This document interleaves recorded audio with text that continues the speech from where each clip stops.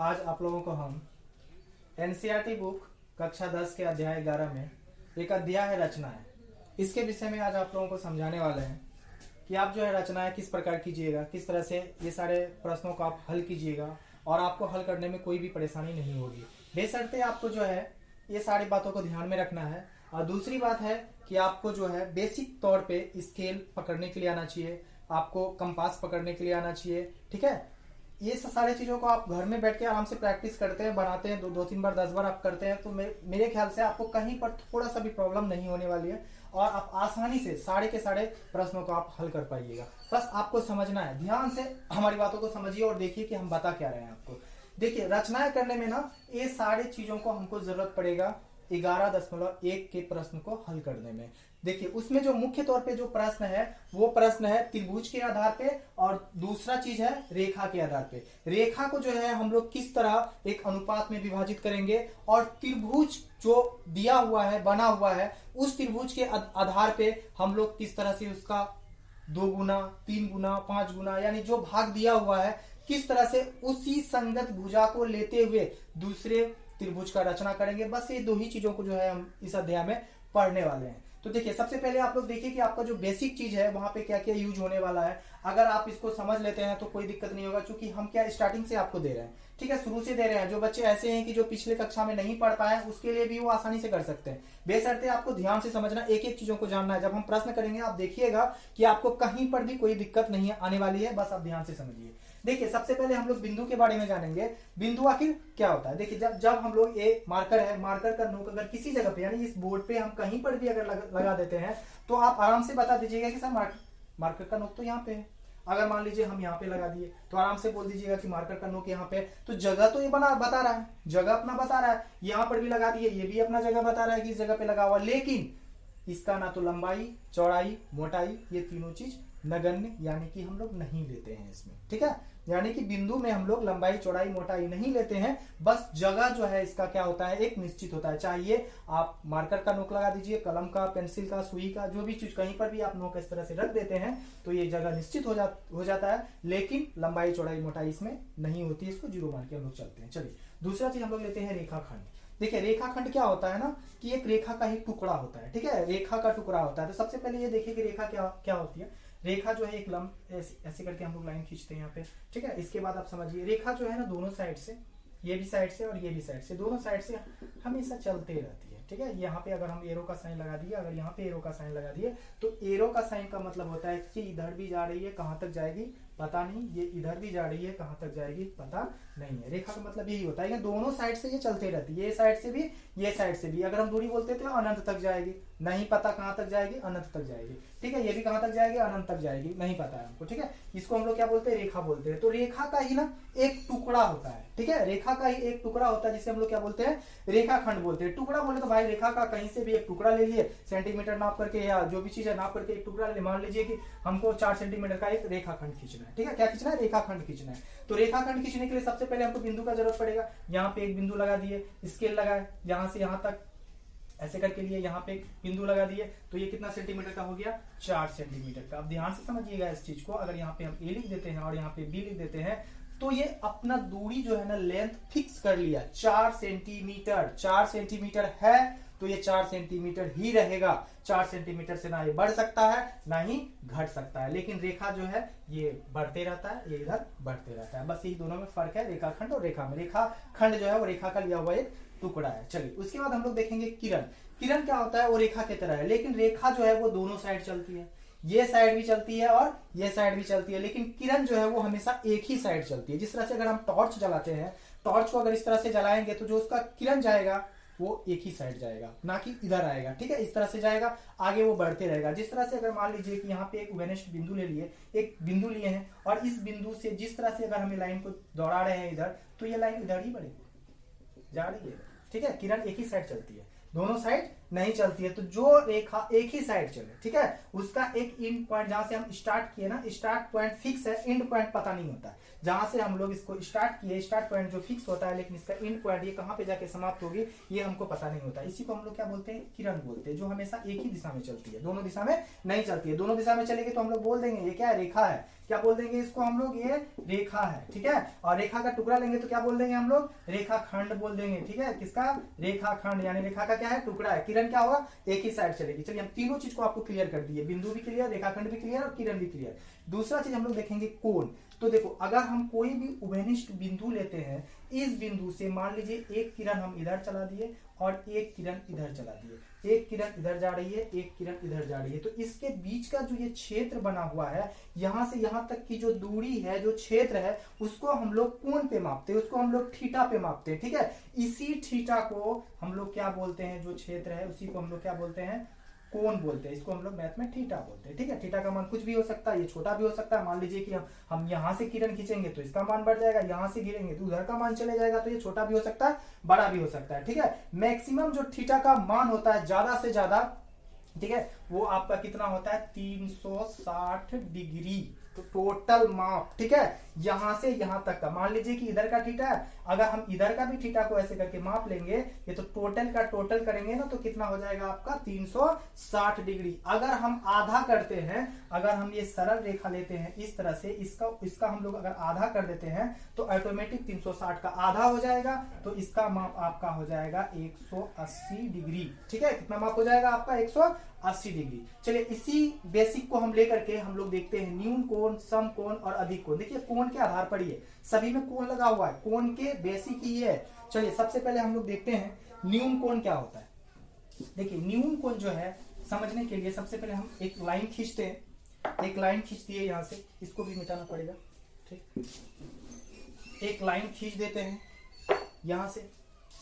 चलिए तो ये लाइन खींच दिए, सरल रेखा है ये, ठीक है, बिल्कुल सीधी रेखा है। अभी हम जस्ट आपको बताया कि इसका टोटल का माप कितना होता है, 180 डिग्री होता है। तो यहाँ पे एक पॉइंट लेते हैं और यहाँ से यहाँ तक का माप लेते हैं, टोटल माप हो जाएगा आपका 80 डिग्री, ठीक है। इसके बीच में एक बाउंड्री लाइन मार देते हैं, बीचों बीच एक बाउंड्री लगा देते हैं, ठीक है। आधा उधर आधा इधर मार दिए बाउंड्री इस जगह पे, ठीक है, बीचों बीच मार दिए, ठीक है। जो बीचों बीच जो विभाजित करेगा, आधा इधर करेगा आधा इधर करेगा, बीच का लाइन जो है वो तो ऑटोमेटिक 90 डिग्री होगा, ठीक है, क्योंकि 90 उधर बनेगा 90 इधर बनेगा, बीच का कितना बच जाएगा 90, आधा उधर चले गया, आधा यहां से यहां तक आएंगे 90 पे खत्म, और फिर यहां से यहां इधर आएंगे तो 90 पे खत्म, यानी आधा 90 इधर आधा 90 उधर। अब जो ये 90 डिग्री का कोण बना है बीचों बीच, इसी को हम लोग बोलते हैं समकोण। क्या बोलते हैं, समकोण। क्या बोलेंगे इसको, समकोण। समकोण जो है वो फिक्स होता है, उसका मान फिक्स होता है 90 डिग्री। कितना मान होता है उसका, 90 डिग्री। 90 डिग्री का कोण आपको कहीं पर भी मिले आप बोल दीजिए ये समकोण है। इसके बाद 90 डिग्री से नीचे जाएंगे, 0 डिग्री से ऊपर जाएंगे, यानी कि ये 0 डिग्री, यहाँ पे स्टार्टिंग पॉइंट कहीं से भी स्टार्ट करते हैं तो 0 से ही चालू करते हैं। 0 से जैसे जैसे ऊपर बढ़ेंगे, 90 से जैसे जैसे नीचे आएंगे तो कुछ ना कुछ तो कोण बनेगा, वो जितना कोण बनेगा उसी को हम लोग बोलेंगे न्यून कोण। क्या बोलना है इसको, न्यून कोण। यानी कि 0 डिग्री से बड़ा थीटा, उसके बाद 90 डिग्री से हो जाएगा आपका छोटा, यानी कि 0 डिग्री से बड़ा थीटा हो गया, मतलब जो भी माप का कोण बने, और 90 डिग्री से क्या होगा, छोटा होगा। इस प्रकार अगर हम यहां से यहां तक तो पहुंचे और इधर से लेकर के फिर इधर पहुंच रहे हैं तो ऑटोमेटिक 91 आएगा, 92 आएगा, 93 आएगा, मान तो इसका बढ़ेगा ही बढ़ेगा। जिस तरह से इधर का मान आपका बढ़ रहा है तो इधर के मान के जितने भी कोण बनेंगे उसको हम लोग बोल देंगे अधिक कोण।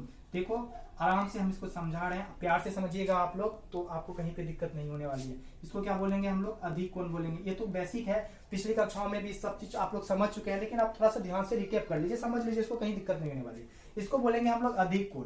अधिक कोण का कहने का मतलब होता है आपका 90 डिग्री से स्टार्ट होगा, ऑटोमेटिक है, 90 से बढ़ेगा, तो 90 से बड़ा थीटा, मतलब जितना भी कोण बन जाए, और 180 डिग्री से क्या हो जाएगा, छोटा हो जाएगा। जैसे 180 डिग्री पे पहुंचेंगे ना, उसको बोल देंगे सरल रेखा है, सरल कोण है, ठीक है, बिल्कुल सीधी रेखा है ये, वहां पे कोण का माप ऑटोमेटिक 180 डिग्री हो जाएगा। चलिए अब तीनों कोण को आप लोग बिल्कुल आसानी से समझ गए, न्यून कोण इधर वाला, समकोण बीच वाला, अधिक कोण इधर वाला। चलिए कंप्लीट हो गया। इसके बाद हम लोग देखते हैं त्रिभुज। त्रिभुज समझने से पहले आप इस चीज को समझिए कि वो लिखा हुआ क्या है। त्रिभुज मतलब है कि त्रि मतलब तीन, भुज मतलब भुजा, त्रि मतलब हो गया आपका तीन, त्रि मतलब जो है वो आपका हो गया तीन, भुज मतलब हो गया आपका भुजा। यानी कि त्रिभुज वैसा ही होगा जिसमें तीन भुजा होगा। यानी कहने का मतलब है कि तीन भुजाओं से जिस आकृति को हम लोग बनाते हैं तो उसको क्या बोलते हैं, त्रिभुज बोलते हैं। और आकृति जो है बिल्कुल बाउंडेड होना चाहिए, यानी बिल्कुल घिरा हुआ होना चाहिए। यानी तीन भुजाओं से घिरी हुई आकृति को हम लोग क्या बोलेंगे, त्रिभुज बोलेंगे। अगर हम एक भुजा यहाँ पे लिए, दूसरा भुजा यहाँ पे लिए, तीसरा भुजा यहाँ पे लिए, तो ये तीनों भुजा से क्या बन गया, मेरा त्रिभुज बन गया। कितना भुजा हो गया इसमें, तीन भुजा हो गया। और क्या बन गया, त्रिभुज बन गया।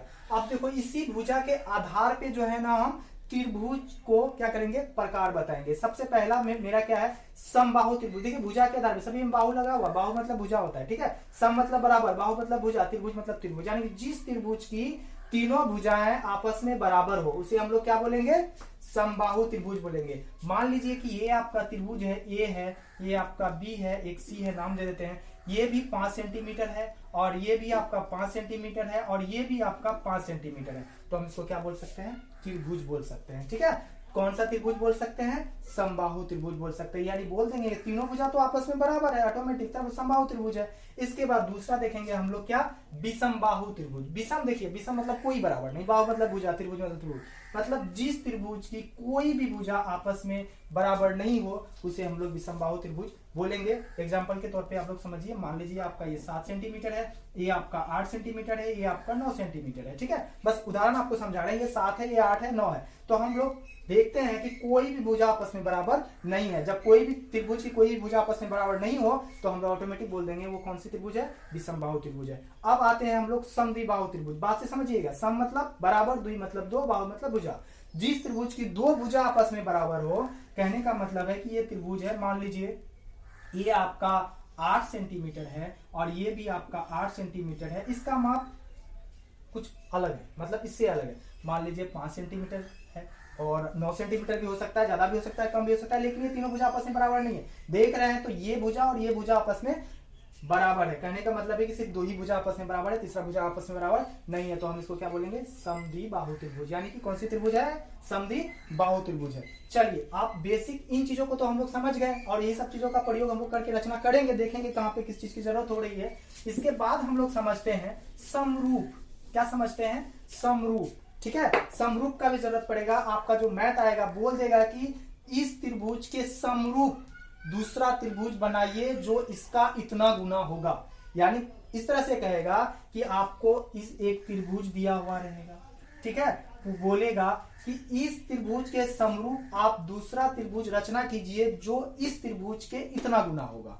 यही होता है समरूप। समरूप मतलब ये भी त्रिभुज है और जो हम बनाएंगे वो भी क्या बनेगा, त्रिभुज ही बनेगा। उसमें भी तीन भुजा ही होगा, क्योंकि पहले ही बोल दिया समरूप, ठीक है। रूप जो है उसका सेम ही रहेगा। इसके बाद दूसरा चीज हम लोग पढ़ेंगे संगत भुजा। देखिए संगत भुजा क्या होता है, जो समरूप हम त्रिभुज बनाएंगे, मान लीजिए कि ये त्रिभुज है, इसी के समरूप बना हुआ है, ठीक है। ये छोटा है, ये बड़ा है, मान लीजिए कि ज्यादा उसका गुना बोल दिया, ठीक। यहाँ पे हम लोग लगा दिए ए और यहाँ पे बी और यहाँ पे सी और इस जगह पे लगा दिए पी, यहाँ पे क्यू और यहाँ पे क्या लगा दिए आर। अब हमसे पूछा कि संगत भुजा, इसका संगत भुजा इतना गुना होगा। मान लीजिए कि तो जब हम संगत भुजा अगर देखेंगे तो ए बी का संगत भुजा पी क्यू होगा, क्लियर। ए बी का संगत भुजा पी क्यू होगा क्योंकि इसी लाइन से इसको बनाए थे। और ए सी का संगत भुजा पी आर होगा और आर क्यू या क्यू आर का संगत भुजा बी सी या सी बी होगा। तो हम इधर से भी पढ़ सकते हैं, हम इधर से भी पढ़ सकते हैं, भुजा तो मेरा वही होगा, ठीक है।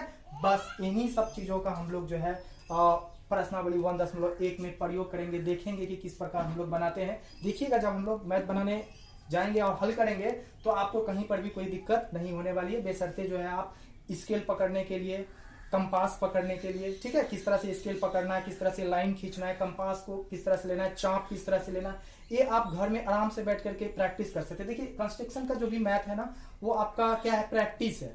आप देख करके नहीं बना सकते। जब तक आप प्रैक्टिस घर पे नहीं कीजिएगा, 10 बार 20 बार जो है उसको नहीं बनाइएगा, तब तक जो है वो आपका मैथ सॉल्व नहीं होने वाला। इस तरह आप कोशिश कीजिए, घर में देखिए, बनाइए, खुद से कीजिए, हम आपको यहाँ पे बता देंगे, आप आराम से इसको कोशिश कीजिए, बनाइए, देखिए, ऑटोमेटिक आपका कंस्ट्रक्शन बन जाएगा। और मात्र 2 ही चैप्टर है, 11.1 और 11.2। 11 में आपको हम पहले भी बता दिए, बस एक रेखा होगा, त्रिभुज होगा, बस उसी को हम लोग क्या करना, अनुपात में, रेखा को अनुपात में विभाजित करना है, और जो त्रिभुज रहेगा उसी त्रिभुज से समरूप दूसरा त्रिभुज बनाना है। कभी छोटा बनाना होगा तो कभी उससे बड़ा बनाना होगा, किस तरह से छोटा बनाएंगे, किस तरह से बड़ा बनाएंगे, बस इस सारी चीजों को आराम से हम लोग समझ जाएंगे। ठीक है, आप लोगों का बहुत बहुत धन्यवाद जो इतना टाइम दिए। बस आप लोग प्रैक्टिस कीजिए घर में जाकर के। Thank you.